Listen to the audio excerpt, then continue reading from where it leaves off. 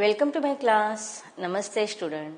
बच्चों, आज हम कक्षा 9वीं की पाठ्य पुस्तक क्षितिज भाग 1 का अध्ययन करने जा रहे हैं, जिसमें हम चैप्टर नंबर 2 पढ़ रहे हैं। और इस चैप्टर का शीर्षक है ल्हासा की ओर। ल्हासा की ओर इस पाठ का ये सेशन नंबर 1 है। सबसे पहले हम इस पाठ के लेखक के बारे में जानकारी हासिल कर लेते हैं। ल्हासा की ओर इस पाठ के लेखक है राहुल सांकृत्यायन जी। राहुल सांकृत्यायन का जन्म सन 1893 में उनके ननिहाल गांव पंदहा, जिला आजमगढ़, उत्तर प्रदेश में हुआ था और उनका पैतृक गांव कनेल था। अब देखिए, ननिहाल और पैतृक, इन शब्द से हमें पता चलता है कि पैतृक किसे कहते हैं और ननिहाल अर्थात नाना जी, और पैतृक मतलब उनके पिताजी का गांव। तो उनका जन्म उनके नाना जी के गांव में हुआ था, नाना जी के घर में, पंदहा, जिला आजमगढ़ में हुआ था। उनका लेखक राहुल सांकृत्यायन, इनका मूल नाम क्या था? केदार पांडे। उनकी शिक्षा काशी, आगरा और लाहौर में हुई। सन 1930 में उन्होंने श्रीलंका जाकर बौद्ध धर्म को ग्रहण कर लिया। तब से उनका नाम राहुल सांकृत्यायन हो गया। तो देखिए, इस प्रकार उनका मूल वास्तविक नाम केदार पांडे था, लेकिन जब उन्होंने बौद्ध धर्म ग्रहण किया था तब उन्होंने अपना नाम बदल लिया था और इस प्रकार उनका नाम राहुल सांकृत्यायन हो गया। और उन्होंने अपना जितना भी साहित्य लिखा है, लिखित साहित्य के अलग अलग विधा है, वह राहुल सांकृत्यायन इस नाम से ही उन्होंने लिखा हुआ है। राहुल जी पाली, प्राकृत, अपभ्रंश, तिब्बती, चीनी, जापानी, रूसी सहित अनेक भाषाओं के जानकार थे और इसीलिए उन्हें महापंडित कहा जाता था। आप देखिए, कितनी सारी भाषाओं पर उनका वर्चस्व था और इन सारे भाषाओं का ज्ञान होने के कारण वह महापंडित कहे जाते थे उन्हें। और सन 1963 में लेखक राहुल सांकृत्यायन, इनका देहांत हो गया। अब देखते हैं उनकी साहित्यिक कृतियों के बारे में। राहुल सांकृत्यायन ने उपन्यास, कहानी, आत्मकथा, यात्रावृत्त, जीवनी, आलोचना और शोध आदि अनेक विधाओं में साहित्य सृजन किया है। साहित्य सृजन करना, साहित्य की निर्मित करना। अब हम सबको पता है कि साहित्य की अलग अलग विधाएं होती है। उसमें जो यात्रा वृत्त है, आज का जो हमारा पाठ है, वह यात्रा वृत्तात्मक ही है। उन्होंने साहित्य की अनेक विधाओं में अपनी साहित्य की निर्मित की है। इतना ही नहीं, उन्होंने अनेक ग्रंथों का हिंदी में अनुवाद किया है। जैसे कि हमने देखा था इसके पहले इस परिच्छेद में कि उन्हें बहुत सारी भाषाओं की जानकारी थी और उन भाषाओं में जो लिखित साहित्य था उनका उन्होंने हिंदी में अनुवाद किया था। मेरी जीवन यात्रा, इसके 6 भाग है कुल मिलाकर। फिर दर्शन दिग्दर्शन, 22वीं सदी, ओल्गा से गंगा, भागो नई दुनिया को बदलो, दिमागी गुलामी, घुमक्कड़ शास्त्र, यह इनकी प्रमुख कृतियां हैं। कहा जाता है कि उन्होंने लगभग 103 अलग अलग साहित्यिक विधाओं में अपने साहित्यिक सृजन किए हैं। साहित्य के अलावा दर्शन, राजनीति, धर्म, इतिहास, विज्ञान आदि विभिन्न विषयों पर भी राहुल जी द्वारा रचित पुस्तकों की संख्या लगभग 150 है। राहुल जी ने बहुत ही लुप्तप्राय सामग्री का उद्धार कर अत्यंत महत्वपूर्ण कार्य किया है। अर्थात जैसे कि देखो, ऐतिहासिक जो साहित्य होता है वो लुप्तप्राय मतलब कम होने की प्रोसीजर में होता है, लेकिन ऐसे जो लुप्त साहित्य होते हैं उनको उन्होंने लिखा है और उसका उद्धार किया है। यात्रा वृत्त लेखन में राहुल जी का स्थान अन्यतम है। उन्होंने घुमक्कड़ी का शास्त्र रचा और उससे होने वाले लाभों का विस्तार से वर्णन करते हुए मंजिल के स्थान पर यात्रा को ही घुमक्कड़ का उद्देश्य बताए। अब देखिए, यात्रा वृत्त यह एक साहित्य की विधा है। हमारा जो आज का पाठ है ल्हासा की ओर, यह भी उनके यात्रा वृत्त लेखन में लिया हुआ एक पाठ है। और अब यात्रा वृत्त किसे कहते हैं कि देखो, जो व्यक्ति या लेखक क्या करते हैं, जिस स्थान पर घूमने के लिए जाते हैं उस स्थान का विस्तार से वर्णन करना और उसके सामाजिक, भौगोलिक जितनी भी जानकारी मिल सके उसका विशेष रूप से वर्णन करना, इसे कहा जाता है यात्रा वृत्त।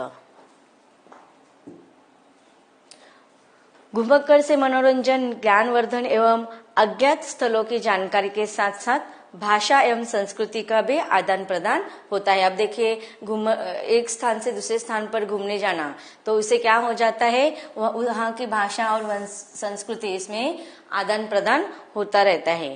राहुल जी ने विभिन्न स्थानों के भौगोलिक वर्णन के अतिरिक्त वहाँ के जनजीवन की सुंदर झांकी प्रस्तुत किया है। तो इस पाठ में भी देखो, हम जो ल्हासा के बारे में वर्णन पढ़ने वाले, जो तिब्बत में है उसका भौगोलिक वर्णन और वहाँ का जनजीवन, सामाजिक जीवन कैसा है, इसका वर्णन हम विस्तार से पढ़ेंगे। अब देखते हैं इस पाठ का सार। आपके पाठ्य पुस्तक जो है उसमें ही यह पाठ का सार दिया गया है। जो इसके पहले भी हमने परिचय पढ़े हैं लेखक के बारे में, वह भी आपके पाठ्य पुस्तक से लिया गया है। अगर इसके अतिरिक्त आप लेखक के बारे में कुछ जानकारी हासिल करना चाहते तो नेट पर सर्च करते हैं। तो देखते हैं इस पाठ का सारांश।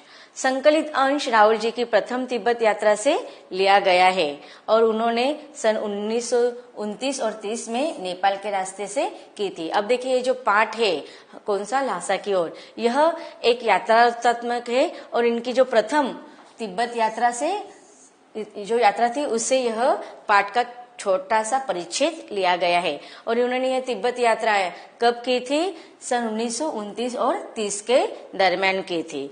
उस समय भारतीयों को तिब्बत यात्रा की अनुमति नहीं थी, इसलिए उन्होंने यह यात्रा एक भिख मंगे के छद्म वेश में की थी। अब देखिए, हमें समझ में आ रहा है कि यह जो यात्रा वर्णन उन्होंने किया है सन 1929 और 30, कौन सा कालावधि था यह, जब हमारा भारत अन्य देशों के जैसे कि अंग्रेजों के हुकूमत में था, हम गुलामी का जीवन व्यतीत कर रहा था, उस समय की यह यात्रा वृत्त का वर्णन लेखक ने किया है। तो इस प्रकार उस समय देखो कि किसी भी देश में जाना आसान बात नहीं होती है। तो भारतीयों को तिब्बत में प्रवेश करने का परमिशन नहीं था और इसीलिए उनकी परमिशन नहीं होने के कारण लेखक को वहां पर जाना था और इसलिए वहां पर जाने के लिए उन्होंने कौन सा रास्ता अपनाया था, एक भिख मंगे का वेश धारण कर लिया था। छद्म का अर्थ क्या होता है, नकली वेश धारण कर लिया था। वास्तव में वो भिख मंगे थे नहीं, लेकिन वहां पर जाने के लिए, वहां की भौगोलिक परिस्थिति को जानने के लिए, अब किसी को घूमने की इतनी रुचि होती है तो वह वहां पर जाने के लिए लेखक को रुचि थी, इसलिए वहां पर उन्होंने एक भिख मंगे का नकली वेश धारण कर लिया था। इसमें तिब्बत की राजधानी ल्हासा की ओर जाने वाले दुर्गम रास्तों का, अर्थात कठिन रास्तों का बहुत ही रोचक शैली में लेखक ने वर्णन किया है। इस यात्रा वृत्तांत में हमें उस समय के तिब्बती समाज के बारे में जानकारी मिलती है। वह नेपाल से तिब्बत, अब देखिए यहाँ इस प्रकार हमने इस पाठ के संक्षिप्त वर्णन को पढ़ लिया है। अब हम पाठ की तरफ पढ़ते हैं। हमारा पाठ का शीर्षक है ल्हासा की ओर।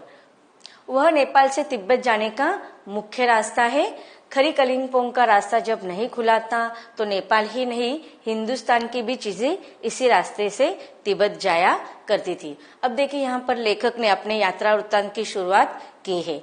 यात्रा वृत्तांत की शुरुआत उन्होंने किया तो हम परिच्छेद में हमने पढ़ा था, कौन से साल में किया था, सन 1929 और 30, इस साल के बीच में उन्होंने यह वर्णन किया है। अब उस समय जब वो उन्हें ल्हासा जाना था तो उन्होंने कौन से रास्ते को अपनाया था कि जो नेपाल से तिब्बत जाने वाला मुख्य रास्ता था उस रास्ते से वह जा रहे थे। क्यों? क्योंकि उस समय फरी कलिंपोंग का जो रास्ता था वह तिब्बत जाने के लिए नहीं खुला था।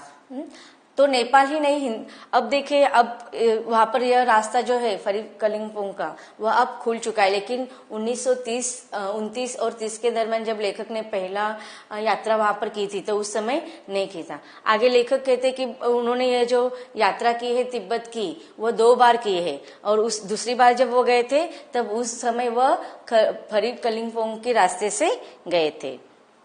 अब वहां पर देखिए लेखक आगे क्या कर रहे हैं कि नेपाल ही नहीं बल्कि हिंदुस्तान की चीजें भी इसी रास्ते से तिब्बत जाया करती थी। अब उस समय जब लेखक ने यह पहला यात्रा की थी तो उस समय केवल नेपाल से तिब्बत जाने के लिए वही एकमात्र मुख्य रास्ता था, लोगों को जाने के लिए नहीं, बल्कि नेपाल को नहीं, हिंदुस्तान की भी सारी जितने भी चीजें थी वह इसी रास्ते से नेपाल से तिब्बत जाया करती थी।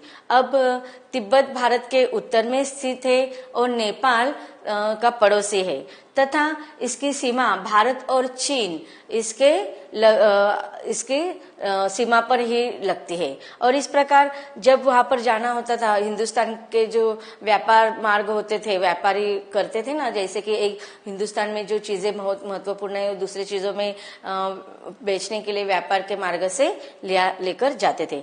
तो यह व्यापारिक ही नहीं, सैनिक रास्ता भी था, इसलिए जगह जगह फौजी चौकियां और किले बने हुए थे जिनमें कभी चीनी पलटन रहा करती थी। अब देखिए लेखक क्या कह रहा है कि यह केवल व्यापारिक ही नहीं बल्कि सैनिक रास्ता भी था, और इसलिए अब देखिए वहां पर का माहौल थोड़ा अलग था, इसलिए हमेशा व्यापारी और सैनिक लोग वहां पर आते थे, इसलिए जगह जगह पर क्या होती थी, फौजी चौकियां लगाई जाती थी और किले भी बने जाते थे जिनमें कभी कभी चीनी पलटन रहा करती थी। अब देखिए फौजी चौकियां क्यों रहा करती थी कि हम सबको पता है कि उस समय का जो वातावरण था, माहौल था, थोड़ा अच्छा नहीं था, और इसीलिए बाहर के लोगों को आना भी वहां पर सख्त मनाही था, और ऐसी चीजें में कुछ गलत कार्य न हो जाए इसके वजह से वहां पर फौजी चौकियां बनाई जाती थी जिससे वो देखरेख कर सकते थे और किसी भी प्रकार का गलत कार्य न हो सके। और उसी चौकियों में कभी कभी चीनी पलटन आकर भी रहा करते थे। आगे लेखक कहते कि आजकल बहुत से फौजी मकान गिर चुके हैं। अब देखिए उस समय का जो वातावरण था उसके बारे में लेखक वर्णन कर रहे हैं, आज के तुलना कर रहे हैं। आजकल बहुत से फौजी मकान गिर चुके थे। तो लेखक जब गए थे तो फौजी मकान जो थे, पुलिस लोगों को रहने के लिए जो मकान दिए जाते थे उसकी अवस्था यहाँ पर लेखक बता रहे। दुर्ग के किसी भाग में जहाँ किसानों ने अपना बसेरा बना लिया है वहां घर कुछ आबाद दिखाई पड़ते हैं। अब देखिए वहां पर लेखक वर्णन करते हुए बता रहे कि वहां के फौजी मकान गिर चुके थे। दुर्ग अर्थात जो फोर्ट होते हैं छोटे छोटे, वहां के किसी भाग में किसानों ने क्या कर लिया था, वहां पर जो स्थायी लोग थे, किसान जो लोग थे, उन्होंने अपना बसेरा बना लिया था, अर्थात वहां पर वह स्थायिक हो चुके थे। वहां कुछ घर आबाद दिखाई पड़ रहे थे। आबाद मतलब देखो जनसंख्या बढ़ती है ना, कि पहले वहां पर कोई नहीं रहते थे क्योंकि वहां पर रहना दुर्गम बहुत कठिन हो रहा था, लेकिन धीरे धीरे यहाँ पर लोगों की संख्या बढ़ने लगी थी। किसानों ने अपना स्थायी रूप वहां पर धारण कर लिया था, इस प्रकार वहां पर जनसंख्या आबादी बढ़ गई थी। ऐसा ही परित्यक्त एक चीनी किला था। परित्यक्त मतलब जो त्यागा हुआ, वहां पर कोई नहीं रहता था, कोई आता जाता नहीं था। तो ऐसा परित्यक्त एक चीनी किला था। हम वहां चाय पीने के लिए ठहरे।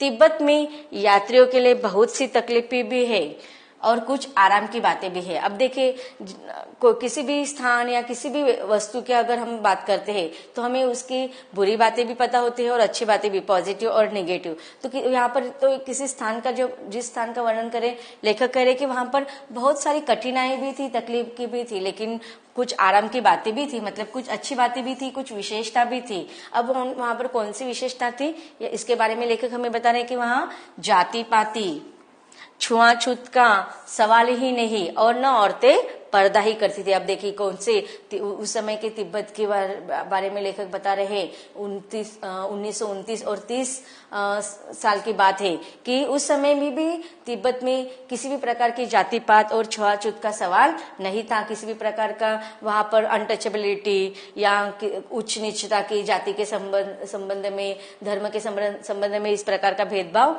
नहीं हुआ करता था। लेकिन देखो उस समय हमारे भारत की क्या अवस्था थी, बहुत दयनीय अवस्था थी। उस समय हमारे हमारे भारत में छुआछूत, जाति पाति, इस पर बहुत सारे देखे थे कि हमने किस प्रकार से वह फैल रहा था। और उस समय न औरतें पर्दा ही करती थी। अब देखिए लेखक उस समय तिब्बत में स्त्रियों का किस प्रकार से महत्वपूर्ण स्थान था, इसका वर्णन लेखक आगे कर रहे हैं। बहुत निम्न श्रेणी के भिखमंगों को लोग चोरी के डर से घर के भीतर नहीं आने देते थे, नहीं तो आप बिल्कुल घर के भीतर चले जा सकते हैं। चाहे आप बिल्कुल अपरिचित हो तब भी घर की बहू या सासू को अपनी झोली में से चाय दे सकते हैं, वह आपके लिए उसे पका देगी। अब देखिए वहां पर जो निम्न श्रेणी के भिखमंगे आते थे उनको घर में नहीं लिया जाता था, क्योंकि लोगों को डर लगा रहता था। एक तो सर्वसामान्य लोग थे, ज्यादा अमीर लोग नहीं थे, गरीब ही लोग थे, इसलिए उनको डर लगता था कि उनके घर में आकर ऐसे भिखमंगे लोग क्या कर सकते थे, चोरी कर सकते थे। लेकिन इन भिखमंगों के अलावा जो भी अपरिचित लोग पर्यटन स्थल पर देखने के लिए आते थे, तो उन लोगों को वह लोग आसानी से अपने घर में लेते थे, उनका आदर सत्कार करते थे। उनको जो चाय पीना होता था, चाय बनाकर वो खुद वहां पर पी सकते थे। अर्थात यहाँ पर हमें देखो भारत की जो एक विशिष्टता है हमारी अतिथि देवो भव, तो यही विशेषता हमें यहाँ पर दिखाई दे रही है कि वहां पर भी अतिथियों का सम्मान किया जाता था। मक्खन और सोडा नमक दे दीजिए, वह चाय चोंडी में कुटकर उसे दूध वाली चाय के रंग की बना के मिट्टी के टोटीदार बर्तन में रख के आपको दे देंगे।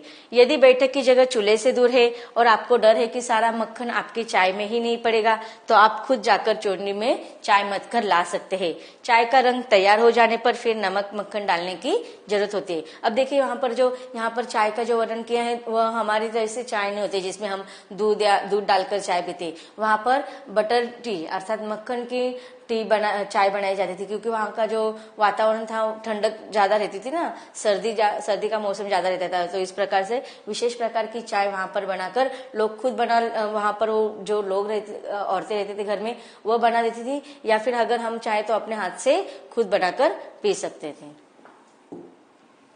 अब देखते हैं इन परिच्छेदों में आए कुछ कठिन शब्दों का अर्थ। व्यापारिक, व्यापार से संबंधित। चौकी, सुरक्षा के लिए बनाया गया ठिकाना। पलटन, सैनिकों का दल। बसेरा, रहने की जगह। आबाद, बसा हुआ। परित्यक्त, त्यागा हुआ, छोड़ा हुआ। अपरिचित, अनजान। कुटकर, महीन चूर्ण बनाकर। तो बच्चों अब तक हमने लेखक के द्वारा तिब्बत यात्रा का वर्णन पढ़ा। उसमें लेखक ने हमें वहाँ के लोगों की विशेषता के बारे में बता रहे थे। आगे भी हम उसके तिब्बत के बारे में पढ़ेंगे, उसके सामाजिक जीवन के बारे में पढ़ेंगे, लेकिन उसको हम जानेंगे इसके अगले सेशन में।